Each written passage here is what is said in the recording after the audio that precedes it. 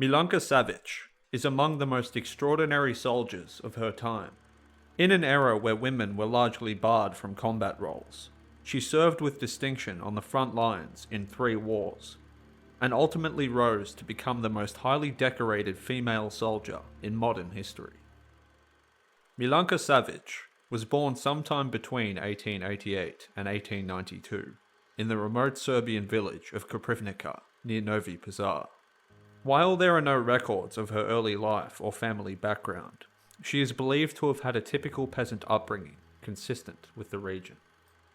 In 1912, the Balkan nations of Serbia, Greece, Bulgaria, and Montenegro declared war on the Ottoman Empire, seeking to expel its remaining forces from southeastern Europe and liberate the region's Christian populations from centuries of Ottoman dominion, marking the beginning of the First Balkan War.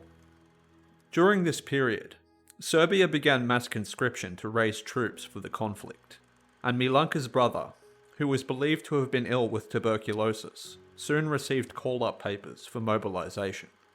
In response, for reasons lost to history, she made the bold decision to take his place.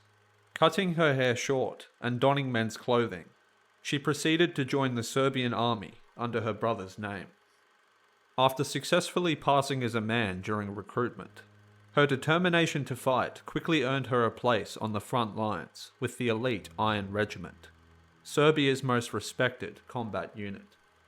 Milunka would first see action at the Battle of Kumovo in October of 1912, which resulted in a decisive Serbian victory, helping to secure much of present-day North Macedonia from Ottoman control. During the Second Balkan War, Milunka fought in the Battle of Bregalnica, engaging Bulgarian forces in one of the conflict's bloodiest battles. It was during this engagement that she was badly wounded and taken to a nearby field hospital, where her true gender was revealed, much to the surprise of her commanders. Although she had already demonstrated remarkable skill and courage on the battlefield, the Serbian army did not permit women to serve in combat, and she was offered a transfer into the nursing corps, but Milunka firmly refused. In an unprecedented decision, the army ultimately relented, and she was allowed to remain in combat, and was promoted to the rank of corporal shortly thereafter. Following the outbreak of World War I, she remained on active service, and was quickly deployed to the front lines.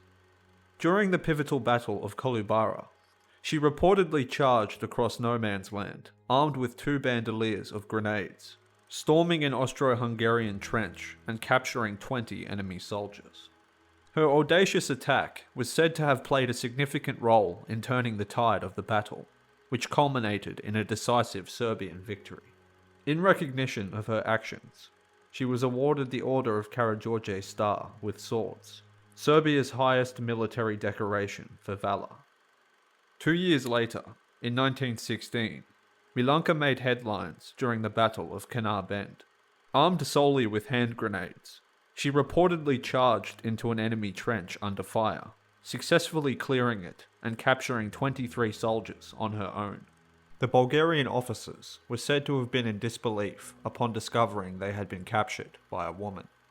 In spite of her continued heroism, the Serbian army was eventually overwhelmed by a multi-front invasion, and forced to retreat through the snow-covered Albanian mountains.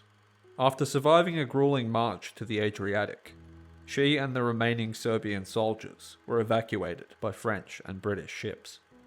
After a period of recuperation, Milunka rejoined the reformed Serbian forces on the Salonika front, where she participated in multiple offensives against the Bulgarians and Germans, continuing to serve in combat until the war's end in 1918.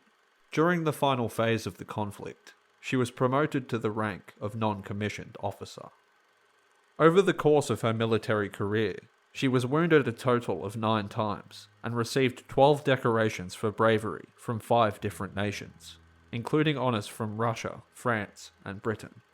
As a recipient of the Legion of Honour, French officials offered her a military pension and a home in Paris, but she instead chose to remain in Serbia, settling in Belgrade. While there, she married, had 1 biological daughter, and adopted 3 more girls, and went on to raise them alone after her husband abandoned the family. Upon the commencement of World War II, Milunka organised an infirmary where she would treat wounded Yugoslav partisans. During the German occupation, she was arrested and brutally beaten for her role in aiding the resistance, and was subsequently imprisoned at Banjica concentration camp in Belgrade, where she remained in captivity for nearly a year. Despite her remarkable legacy, Milunka spent much of her later life in poverty and obscurity. It was not until the 1960s, during the 50th anniversary commemorations of World War I, that her contributions were formally recognised once more, when she appeared at a public event, proudly displaying her extensive collection of medals. She died in Belgrade on October 5th, 1973. On June 28th, 2018, a statue honouring her was unveiled in Inđija, Serbia.